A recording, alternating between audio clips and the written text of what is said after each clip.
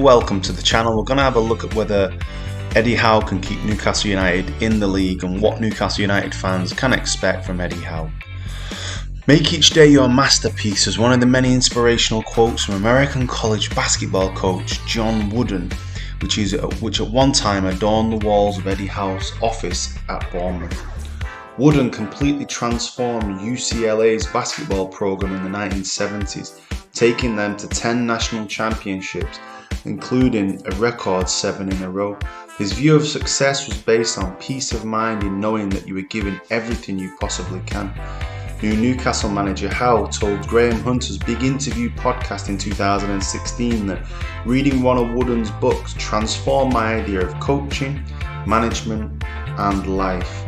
And his own journey at Bournemouth was defined by his almost crippling dedication to the craft.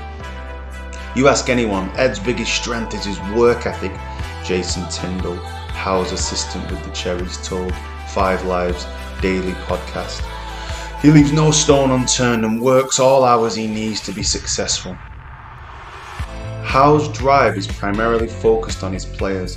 The 43-year-old's extent is extremely hands-on the training ground, as demonstrated in a video produced by Bournemouth from their pre-season camp in La Manga in 2019.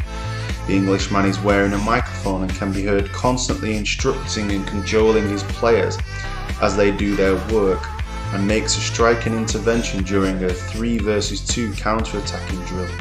You come away with 1 goal in 3.5 minutes is poor, Howe tells the squad before asking for greater movement and urgency.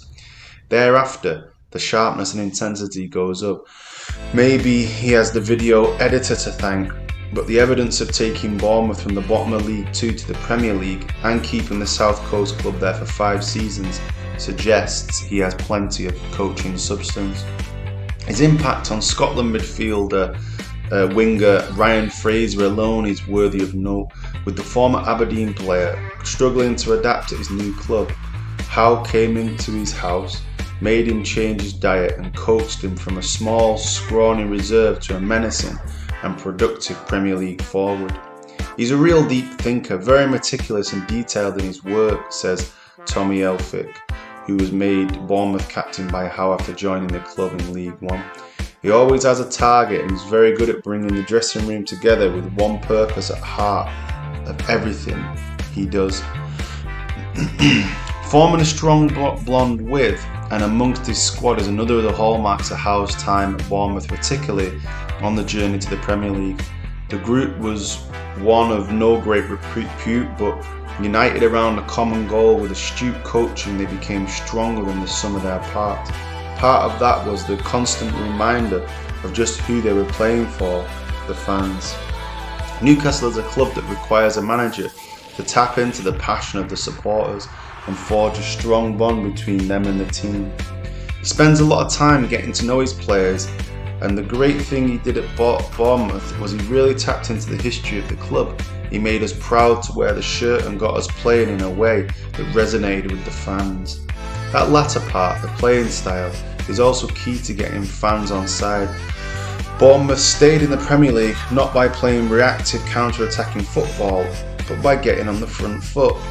In an interview with Coach's Voice, Howe relayed that they managed to beat defending champions 3-0 at Stamford Bridge in January 2018.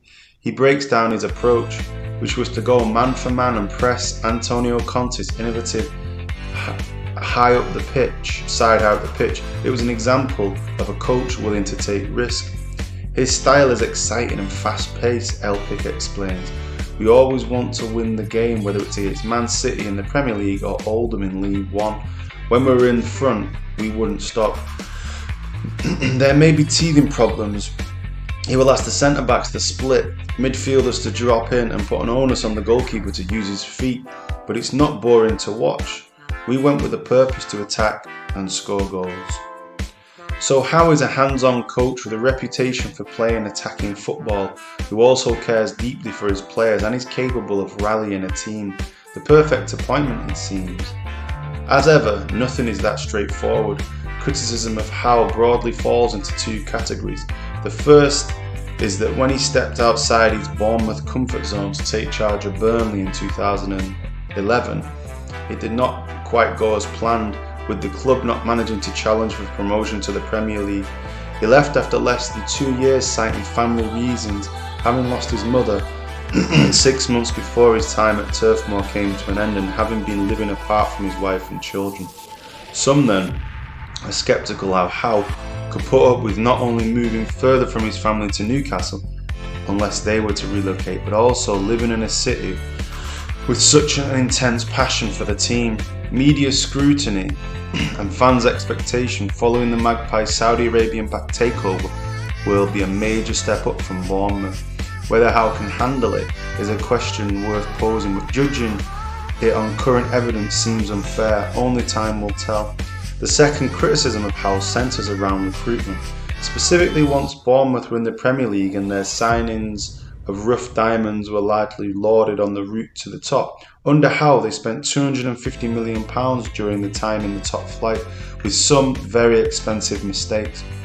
Dominic Solanke is now a prolific Championship striker, but he cost £19 million, and the return of just 3 league goals in 42 league appearances before the Cherries were relegated, while 16 million Jordan Ibe also failed to live up to the fee.